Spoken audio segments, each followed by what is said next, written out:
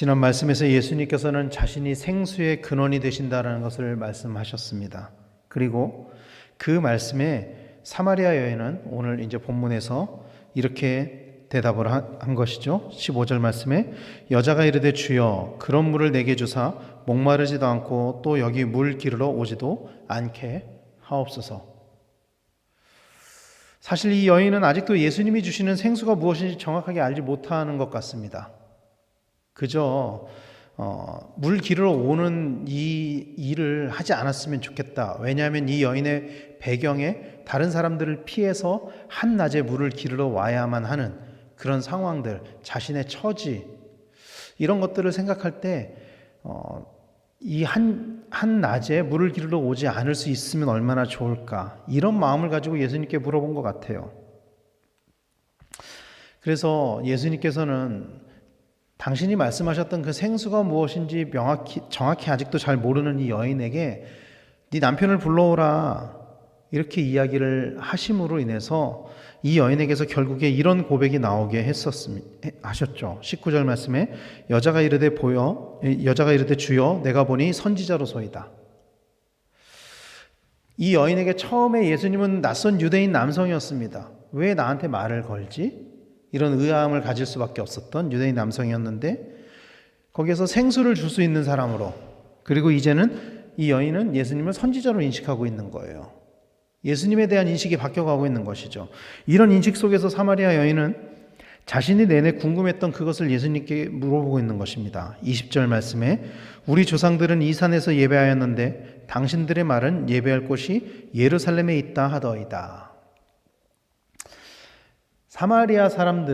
당시의 사마리아 사람들은 유대인들과의 신앙의 갈등의 그 원인을 어디서 찾았냐면은 예배의 장소에서 찾았던 것 같습니다.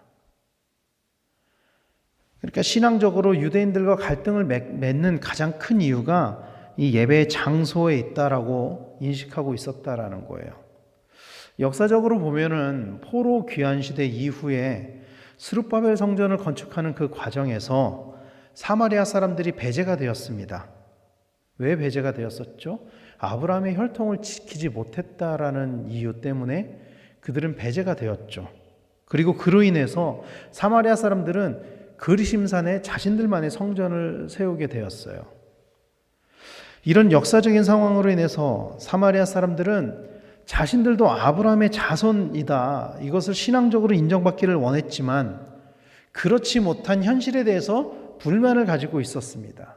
그리고 그 불만이 유대인들과 신앙적인 갈등의 이유였죠. 그렇다면 왜 예배의 장소로 인해 갈등을 가지고 있었느냐 하는 것이죠. 예배의 장소에 대한 성경적인 근거는 구약의 제사에서 찾을 수 있습니다. 우리가 알고 있는 것처럼 하나님께서는 이스라엘 백성들을 출애굽시키시고 시내산에서 그들과 언약을 맺으셨죠. 하나님 언약을 맺으시면서 다양한 율법을 주셨는데 그 중에 하나가 성전, 예배의 장소에 관한 것이었어요. 성전은 성경에서 처음에 이제 성막이었죠. 성막은 성경에서 성막 또는 회막 또는 증거막으로 불리거든요. 근데 처음에 율법을 주실 때는 성막이라는 이름으로 율법을 주셨어요. 그러나 성경에서 이 성막, 회막, 증거막이라는 단어 중에 가장 많이 사용된 단어는 사실은 회막입니다. 회막. 똑같은 건데 이렇게 다른 이름으로 불려졌다는 거죠. 이 회막의 뜻이 무엇이냐? 회막의 뜻은 모이는 장소라는 뜻이에요. 모이는 천막, 모이는 텐트, 모이는 곳.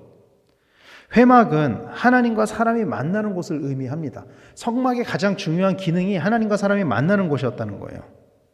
그래서 이 회막의 가장 중요한 기능은 예배를 드리는 것, 제사를 드리는 것이었습니다. 그리고 출애굽기 40장에 보면은 이 회막을 완성하고 제사를 드리면서 하나님의 임재가 일어나는 것을 말씀하고 있죠.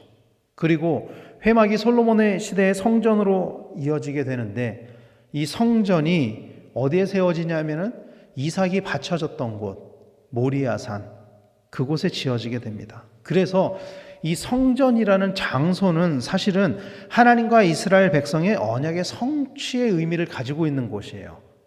이 언약이 성취된 곳, 그 의미를 가지고 있는 곳입니다. 그런데 하나님과 사람이 처음 만난 곳, 그 첫 제사가 그렇다면 회막에서 일어났느냐? 회막, 성전의 그 장소의 의미가 굉장히 중요한 것은 사실이지만 하나님과 사람이 그러면 처음 만난 곳이 회막이냐? 창세기 보면은 아브라함이 주거지를 이동한 후에 했던 그 행동을 이렇게 말씀하고 있습니다. 창세기 12장 7절 말씀에 여호와께서 아브라함에게 나타나 이르시되 내가 이 땅을 네 자손에게 주리라 하신지라 자기에게 나타나신 여호와께 그가 그곳에서 제단을 쌓고 또 창세기 13장 18절 말씀에 보면은 이에 아브라함이 장막을 옮겨 헤브론에 있는 마므레 상수리 수풀에 이르러 거주하며 거기서 여호와를 위하여 제단을 쌓았더라. 아브라함은 자신이 옮겨서 주거지를 정착한 그곳에 제사를 드렸어요. 제단을 쌓았어요. 그곳에서. 그러면 아브라함이 처음일까요? 창세기 8장 20절 말씀에 그 전 말씀에 보면은 이렇게 말씀해요. 노아가 여호와께 제단을 쌓고 모든 정결한 짐승과 모든 정결한 새 중에서 제물을 취하여 번제로 제단에 드렸더니 노아가 방주에서 나오자마자 했던 첫 번째 행위가 바로 제사였죠. 성경에 보면 방주가 모리아산에 머문 것이 아니라 아라산에 머물렀다고 거주하고 있거든요. 멈췄다고. 그러면 노아가 처음이었을까요? 아니요. 이미 가인과 아벨이 제사를 드리는 장면이 창세기에 더 앞에 나오죠. 아주 오래전부터 사람들은 하나님과 예배를 통해서 만났던 것입니다. 그리고 그 예배의 장소가 회막으로 제한되어 있던 것은 아니에요. 왜냐하면 회막은 훨씬 더 나중에 하나님이 율법으로 주신 말씀이기 때문이죠. 아브라함이, 노아가, 아벨이 각자의 처소에서 제단을 쌓고 하나님께 예배를 드렸던 것이죠. 그러나 하나님은 율법을 통해 예배의 장소를 제한하셨습니다. 율법의 시대에. 그리고 이 율법의 시대를 살고 있는 사마리아 여인은 이것에 대해서 문제 제기를 한 거죠. 이 여인의 질문에 대해서 예수님께서 이렇게 대답하셨습니다. 23절 24절 말씀에 아버지께 참되게 예배하는 자들은 영과 진리로 예배할 때가 오나니 곧 이때라. 아버지께서는 자기에게 이렇게 예배하는 자들을 찾으시느니라. 하나님은 영이시니 예배하는 자가 영과 진리로 예배할지니라. 너무나 우리가 잘 알고 있는 말씀이죠. 예배의 장소가 아니라 예배의 마음가짐을 말씀하고 있는 것입니다. 예수님께서는. 그러면서 이 산에서도 말고 저 산에서도 말고 하나님께 예배할 때가 온다 라고 예수님께서 말씀하셨죠. 그리고 이 말씀은 이렇게 실현이 됩니다. 누가복음 23장 45절에 성소의 휘장이 한가운데가 찢어지더라.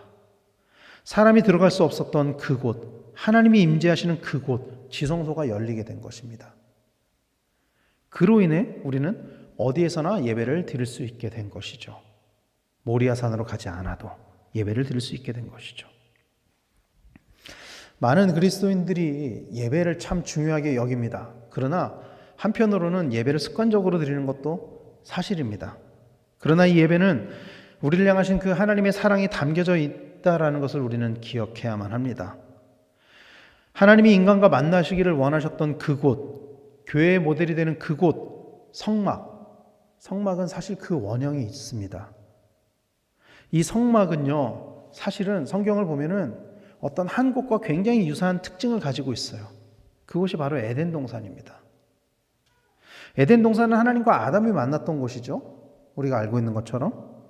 하나님과 아담이 함께 거니면서 교제를 나눴던 곳입니다. 하나님이 성막을 만들라고 하셨던 이유, 교회를 세우시는 이유는 바로 이것입니다. 우리와 만나기를 원하시는 것입니다. 그에 반해서 우리는 어떤 마음으로 예배를 드리고 있는지 우리 자신을 되돌아봐야 합니다. 하나님께서 예수 그리스도를 십자가에 죽게 하심으로 성소의 휘장이 갈라짐으로 우리는 어디서나 예배를 드릴 수 있게 되었습니다. 그 이전에 제사의 시대 때는 예배를 드리기 위해서는 굉장히 많은 준비를 해야만 했었어요. 그러나 오늘날 우리는 그런 준비를 하지 않고도 얼마든지 예배를 드릴 수 있게 되었습니다. 그에 반해 우리는 하나님께서 우리에게 주신 그 사랑에 반해서 그렇다면 우리는 얼마나 그 사랑에 맞는 마음으로 하나님께 예배를 드리고 있느냐, 우리가 얼마나 이 예배를 잘 준비하고 예배에 대한 마음가짐을 잘 세우고 예배를 드리고 있느냐, 이것을 우리는 날마다 돌아봐야 한다는 거예요. 하나님은 우리가 하나님의 찾으시는 예배자가 되기를 원하십니다.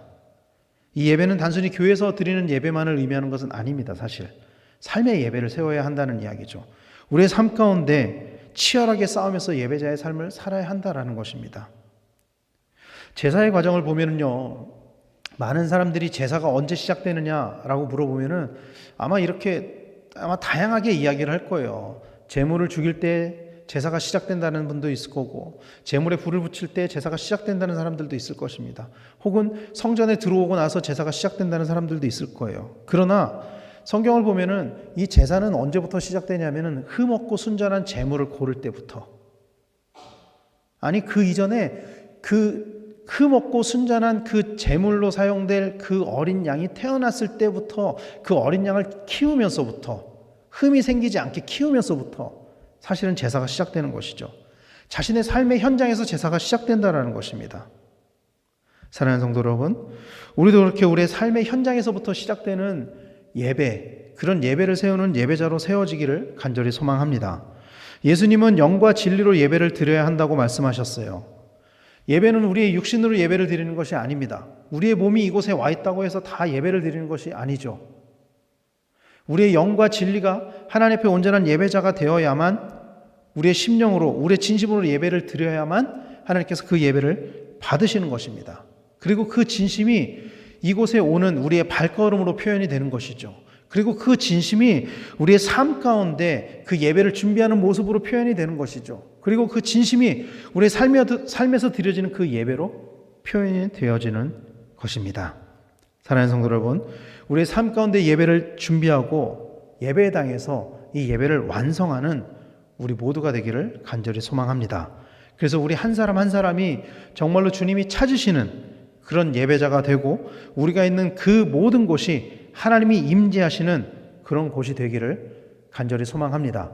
오늘 예수님께서 이 사마리아 여인에게 말씀하셨던 것처럼 이곳에서도 저곳에서도가 아니라 영과 진리로 예배를 드리는 그곳이 우리의 온전한 예배의 장소가 되어서 우리가 있는 그 모든 곳에서 하나님과 만나고 하나님과 동행하며 우리의 모든 삶 가운데 예배를 드리는 그런 삶의 예배자로 세워지는 우리 모두가 되기를 예수님의 이름으로 간절히 축원합니다. 기도하겠습니다.